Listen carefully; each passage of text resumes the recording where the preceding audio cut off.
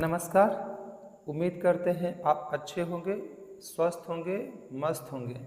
अपनी पढ़ाई को आप अच्छे से कर रहे होंगे। तो आज का हम लोग का टॉपिक होगा फर्स्ट वर्ल्ड वार के होने का कारण। इससे पहले वाले वीडियो में हम लोगों ने अध्ययन किया था फर्स्ट वर्ल्ड वार के परिचय के बारे में कि प्रथम विश्व युद्ध कैसे कैसे हुआ था। और आज का हम लोग का टॉपिक होगा कि फर्स्ट वर्ल्ड वार के जो होने के कारण थे वो क्या कारण थे। तो चलिए हम बिना टाइम वेस्ट किए चलते हैं अपने टॉपिक की तरफ। तो इधर आप देख पा रहे होंगे कि हम कुछ हेडिंग पहले से लिखे हुए हैं कि यदि आप पढ़ेंगे और आपको कभी लिखना हो तो कैसे लिखेंगे। तो हेडिंग है कि यूरोपीय शक्तियों का संतुलन बिगड़ना, दूसरा है कि गुप्त संधियां एवं गुटों का निर्माण, तीसरा है जर्मनी फ्रांस की शत्रुता, चौथा है साम्राज्यवादी प्रति स्पर्धा, पांचवा है सैन्यवाद और छठवां है उग्र राष्ट्रवाद। तो आइए और कुछ हेडिंग है इनके बारे में हम लोग अध्ययन करने का प्रयास करते हैं। तो फर्स्ट हेडिंग है कि यूरोपीय शक्तियों का संतुलन बिगड़ना। यूरोपीय शक्तियों का संतुलन बिगड़ना। जो यूरोप है, यूरोप एक महाद्वीप है और उसी महाद्वीप में एक छोटा सा देश जिसका नाम था जर्मनी। जो जर्मनी था वो कुछ समय पहले छोटे छोटे टुकड़ों में बटा हुआ था। जब छोटे छोटे टुकड़ों में बटा हुआ था तो उसकी शक्तियाँ पर्याप्त मात्रा में नहीं थी, उसकी शक्तियाँ ज़्यादा नहीं थी। उसके पड़ोसी देश हमेशा उसे सताते थे, हमेशा उसे मारते थे। तो जो जर्मनी है, जर्मनी के एकीकरण करने का कार्य किए थे ऑटोमन बिस्मार्क। इसको आप ध्यान देंगे, ऑटोमन बिस्मार्क से ही कहानी की शुरुआत होगी। तो जर्मनी का एकीकरण ऑटोमन बिस्मार्क, ध्यान देंगे यहाँ लिख रहे हैं पहला हेडिंग यूरोपीय शक्तियों का संतुलन बिगड़ना। ऑटोमन बिस्मार्क, ध्यान दीजिएगा, Ottoman Bismarck, Ottoman Bismarck, Ottoman Bismarck. जो ऑटोमन बिस्मार्क है, इन्होंने सन 1871 में जर्मनी का एकीकरण को पूरा किया। जर्मनी का एकीकरण पूरा हुआ। जब जर्मनी का एकीकरण पूरा हुआ तो जो जर्मनी के पड़ोसी देश थे अब वह जर्मनी से जलने लगे, जर्मनी से जलने लगे। जब जर्मनी का एकीकरण हुआ तो वह राजनीति में सक्रिय हो गया। पहले राजनीति उसे आती नहीं थी, लेकिन एकीकरण करने के बाद वह राजनीति में सक्रिय हो गया और उसके जो पड़ोसी देश थे वह उससे देख करके जलने लगे। तो जो पड़ोसी देश थे वो पड़ोसी देश कौन कौन थे, तो ध्यान दीजिएगा कि पड़ोसी देश, जो पड़ोसी देश थे वो कौन कौन थे। तो इंग्लैंड, पड़ोसी देश इंग्लैंड, इसके बाद हम बात कर लें फ्रांस, फ्रांस और पुर्तगाल, और पुर्तगाल कौन कौन, तो पुर्तगाल, इंग्लैंड, फ्रांस और पुर्तगाल। ये जो पड़ोसी देश थे ये जर्मनी के एकीकरण होने के बाद उनसे देख करके जलने लगे। जब जलने लगे तो यूरोपीय देशों में जो संतुलन था वो क्या हो गया, बिगड़ गया। देख के जलने लगे, आगे बढ़ते हुए और संतुलन बिगड़ गया। तो पहला हेडिंग हो गया। दूसरा की हम बात करते हैं कि गुप्त संधियां एवं गुटों का निर्माण। जो जर्मनी था वह जर्मनी अब सोच रहा था कि हम अपने देश को हम और आगे बढ़ाएं, और आगे बढ़ाने के लिए वह अन्य अन्य देशों से गुप्त संधियां कर रहा था। गुप्त मतलब कि बिना बताए एक दूसरे देशों से अपने देश को जोड़ने का काम करता था। कौन जोड़ता था, तो जर्मनी। कौन जोड़ता था, जर्मनी। तो यह जो जर्मनी है वह गुप्त संधियां किया और गुटों का निर्माण, गुट मतलब कि संगठन, गुट मतलब संगठन। तो यह किससे संधियां किया था, तो हम लिखें कि गुप्त संधियां एवं गुटों का निर्माण। तो सबसे पहले संधि किया था ऑस्ट्रिया से। किससे किया था, ऑस्ट्रिया, ध्यान दीजिएगा, सबसे पहले संधि किए थे ऑस्ट्रिया से। ऑस्ट्रिया से कब किए थे, तो सन 1879 में, 1879 में पहला संधि। इसके बाद रूस से 2 संधियां हुई थी। इसके बाद रूस से 2 संधियां हुई थी। कब कब हुई थी, तो एक 1881 और एक 1887 में, एक 1881 और एक 1887 में। इसके बाद जो इंग्लैंड है,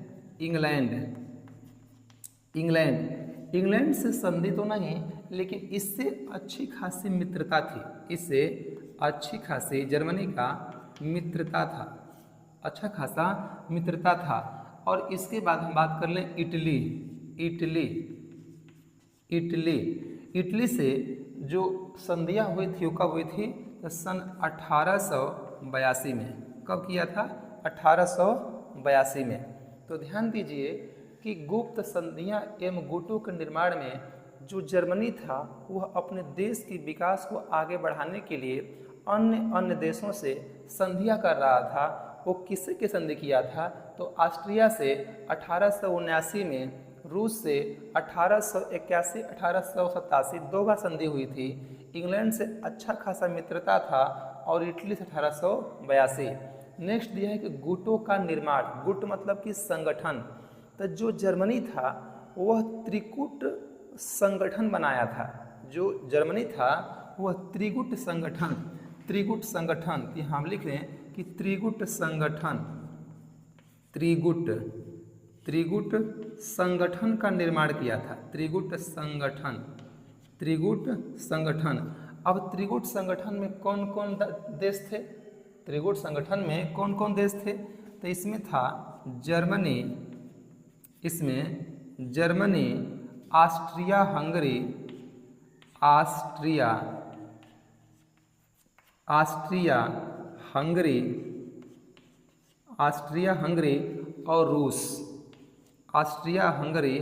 और रूस। लेकिन जो रूस है वो रूस इस गुट से बाद में अलग हो गया और रूस के स्थान पर एक अन्य देश आ गया जिसका नाम था इटली। क्या नाम था? इटली। तो कितने देश थे? 3 देश। तो ऐसे नाम 3 देश का, लेकिन आते हैं 4 देश, क्योंकि पहले जो गुट बना था, जो संगठन बना था, वह जर्मनी, ऑस्ट्रिया हंगरी और रूस का था। लेकिन रूस ने इस संगठन से, इस गुट से अपने आप को बाद में अलग कर लिया और रूस के स्थान पे कौन देश आ गया? इटली आ गया। कौन आ गया? इटली। तो यहाँ तक कोई दिक्कत, कोई परेशानी नहीं। तो ऑस्ट्रिया से 1879, रूस से 1881 से 1887 दो बार संधियाँ, इंग्लैंड से अच्छा खासा मित्रता, इटली से 1882 में अच्छा खासा संधि हुआ था और त्रिगुट बना था 3 देशों के बीच, जर्मनी, ऑस्ट्रिया और रूस बाद में साइड हो गया तो कौन आ गया? इटली। तो कितने देश? 4 देश। तो ये आपको समझाया होगा। इसका स्क्रीनशॉट कीजिए और चलते हैं आगे। हो गया स्क्रीन? चलिए, हो गया। चलिए इसको मिटाते हैं और चलते हैं आगे। इसको मिटा दें, ठीक। यहाँ तक किसी को कोई दिक्कत नहीं होगा? यहाँ तक किसी को कोई दिक्कत नहीं? चलिए अब देखते हैं, ध्यान दीजिएगा कि अब हेडिंग है कि जर्मनी फ्रांस की शत्रुता, यानी जर्मनी फ्रांस की शत्रुता कैसे बढ़ी। तो जो फ्रांस है, फ्रांस का एक क्षेत्र था, फ्रांस का एक क्षेत्र था जिसका नाम था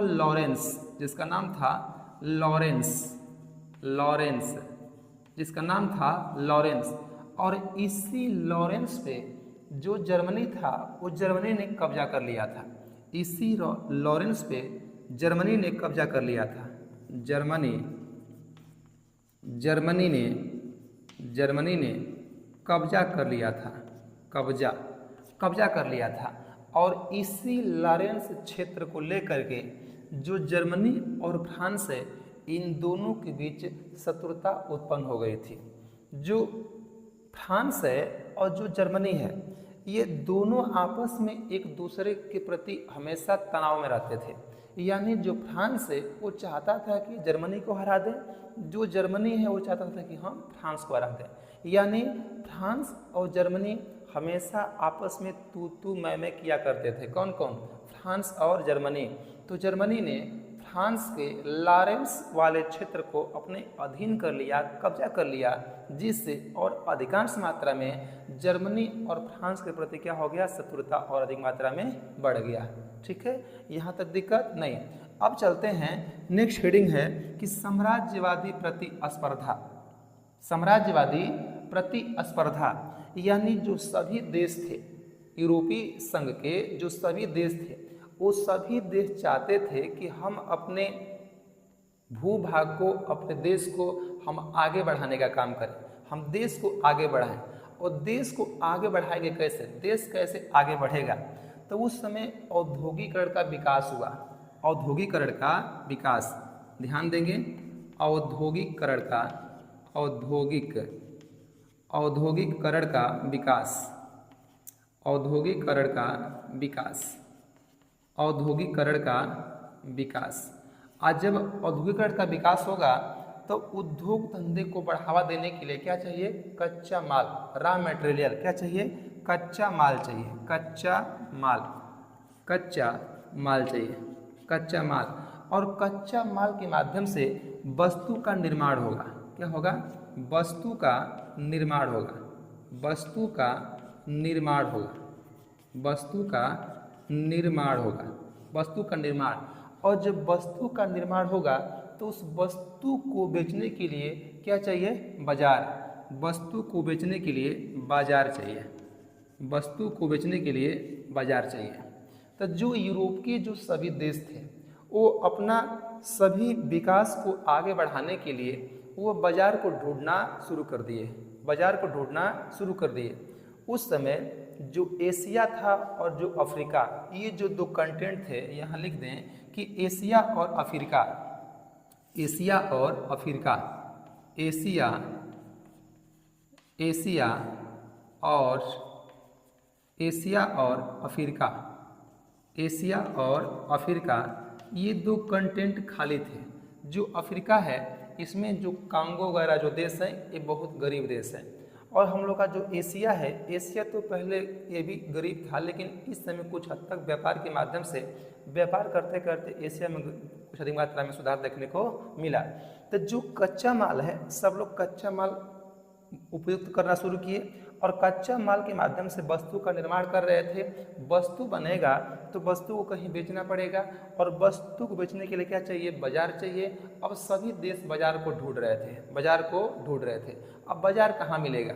तो जो जर्मनी के जो पड़ोसी थे वह अन्य जगह तो बाजार ढूंढ लिए, लेकिन बात आई जर्मनी की कि जर्मनी को कहीं बाजार मिल नहीं रहा था, जर्मनी को कहीं बाजार मिल नहीं रहा था।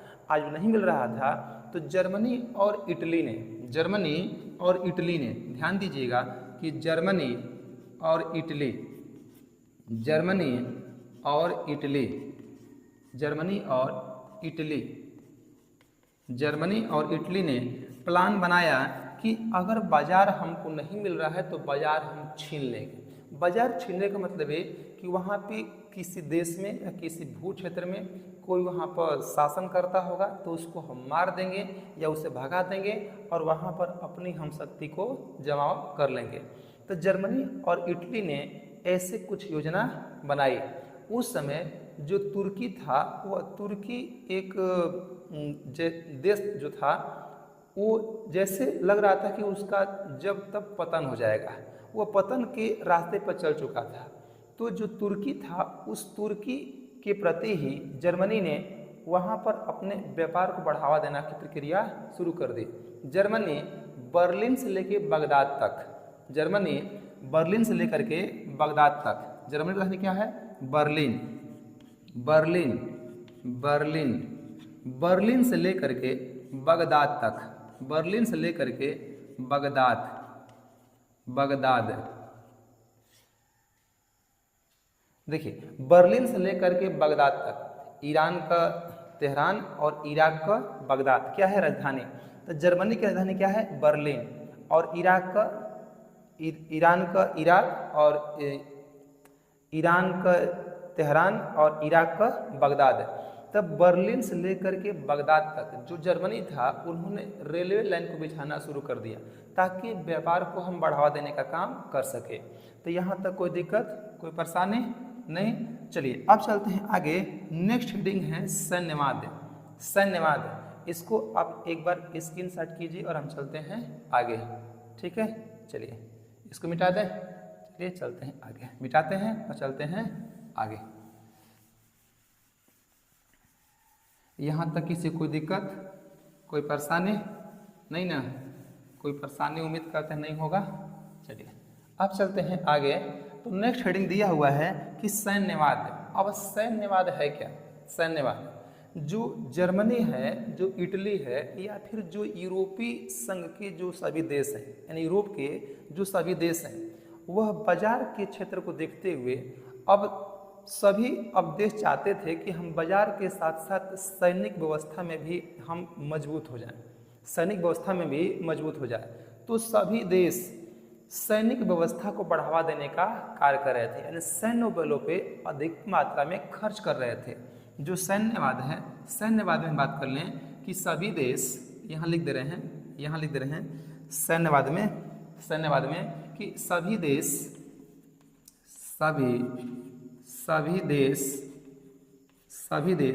सैन्य व्यवस्था को बढ़ावा देने का कार्य कर रहे थे। सभी देश सैन्य व्यवस्था को बढ़ावा देने का काम कर रहे थे। सैन्य व्यवस्था को बढ़ावा देने का काम कर रहे थे, बढ़ावा देने का काम कर रहे थे, देने का कार्य कर रहे थे।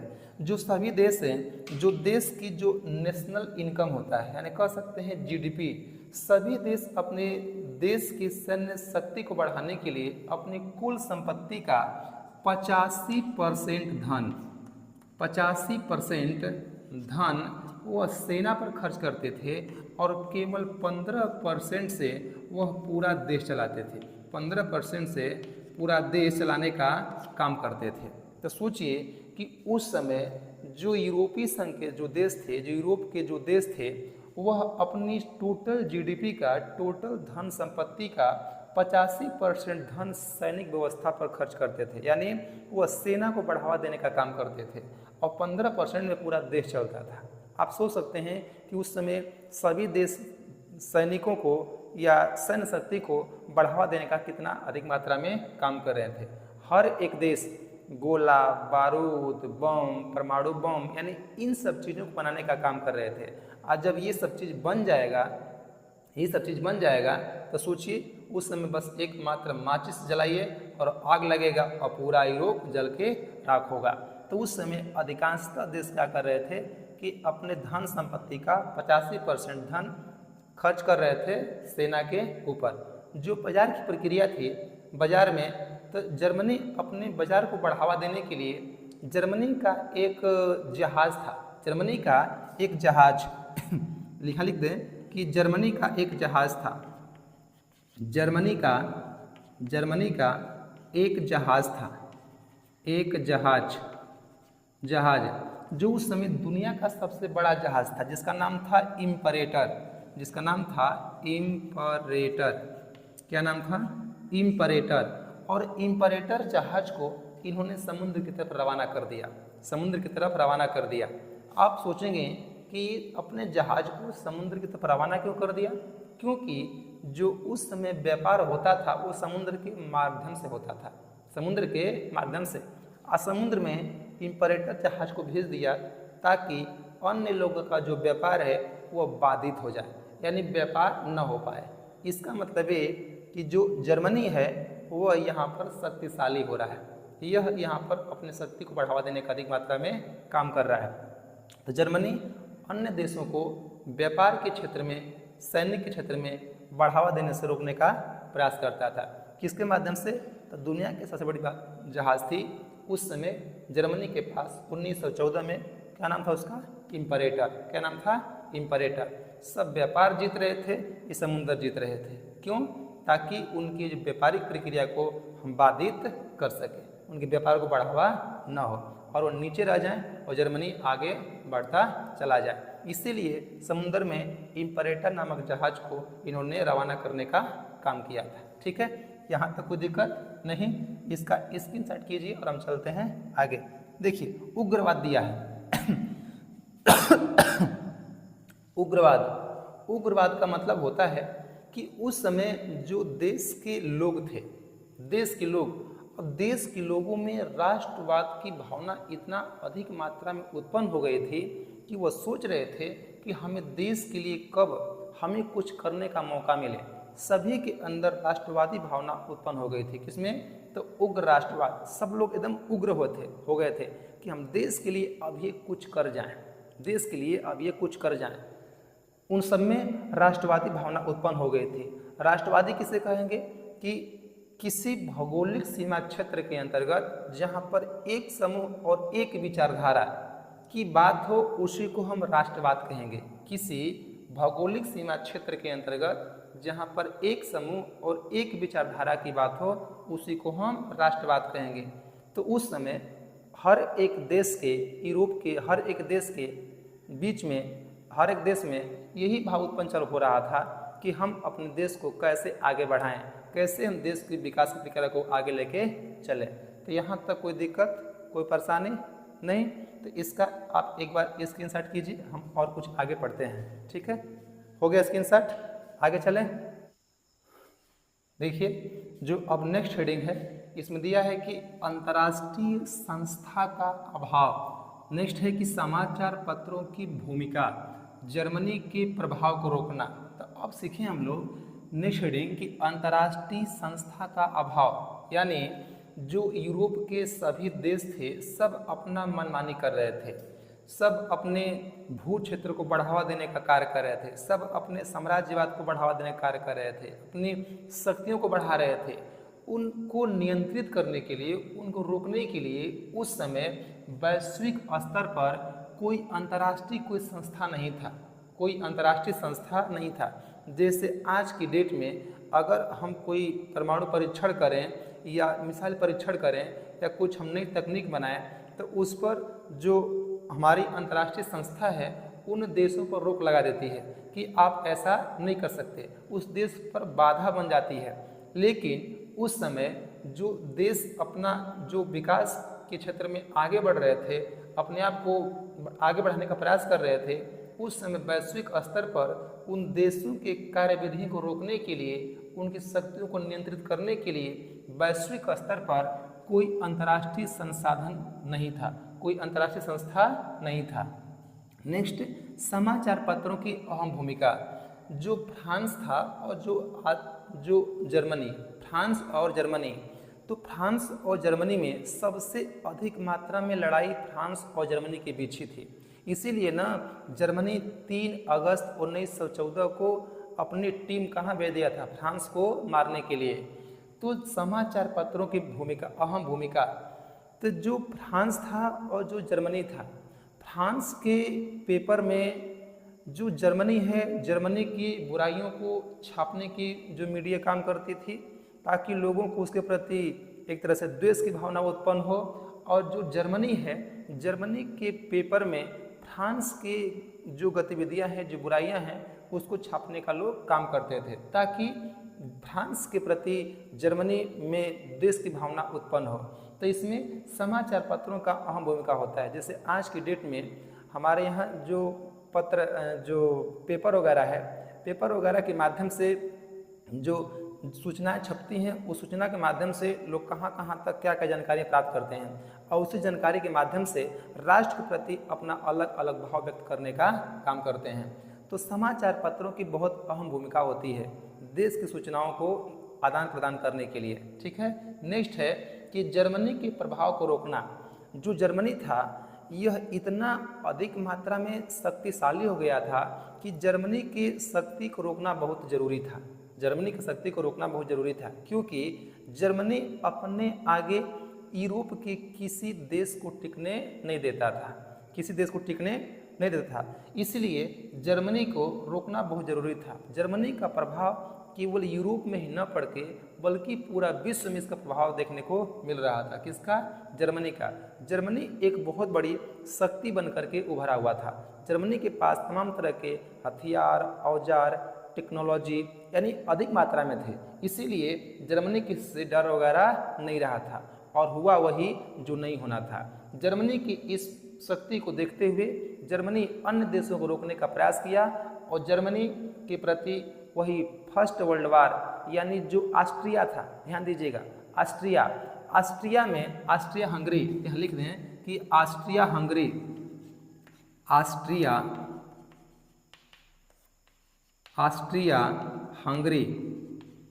जो ऑस्ट्रिया हंगरी था, ऑस्ट्रिया हंगरी में एक स्लाव प्रजाति थी, एक स्लाव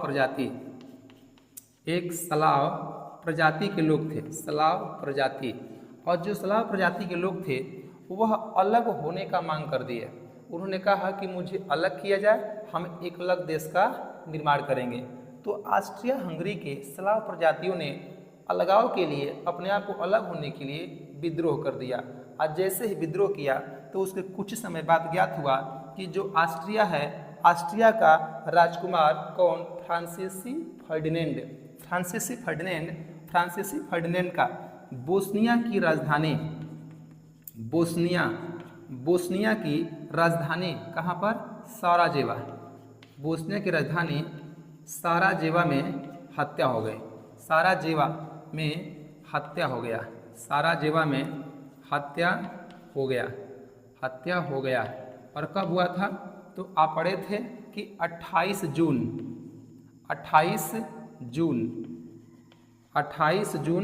1914 को।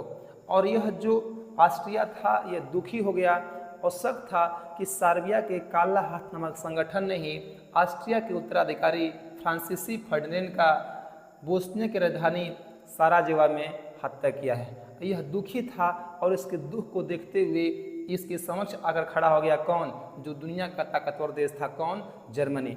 और जर्मनी आकर खड़ा हो गया और जर्मनी अपने शक्तियों का अन्य देशों पर प्रभाव अधिक मात्रा में डालता चला गया, जिसको देखते हुए अधिकांश देश जो एक तरफ मित्र राष्ट्र देश बन गए और एक तरफ धुरी राष्ट्र, और फर्स्ट वर्ल्ड वार की प्रक्रिया शुरू हो गई।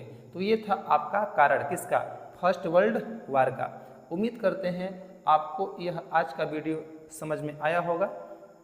अब जो नेक्स्ट वीडियो है हम दो इसमें सीख चुके। पहला हमने सीखा कि जो फर्स्ट वर्ल्ड वार हुआ था उसका हमने परिचय। आज हमने सीखा कि जो आपका फर्स्ट वर्ल्ड वार है इसके होने के कारण। अब हम जो सीखेंगे तीसरा वीडियो नेक्स्ट टाइम कि जो फर्स्ट वर्ल्ड वार है ये इसका क्या परिणाम निकला, कौन इसमें जीता, कौन हारा, क्या हुआ, किसको लाभ हुआ, किसको नुकसान हुआ, इसको सीखेंगे हम लोग नेक्स्ट वीडियो में। तो उम्मीद करते हैं आपको यह वीडियो अच्छा लगा होगा। आपको जैसा लगा होगा आप अपना विचार कमेंट बॉक्स में देने का काम जरूर कीजिएगा। यदि आप चैनल पे आप पहली बार हैं तो चैनल को आप सब्सक्राइब कर लीजिएगा। तो आज के लिए इतना ही, मिलते हैं नेक्स्ट टाइम। नमस्कार, धन्यवाद।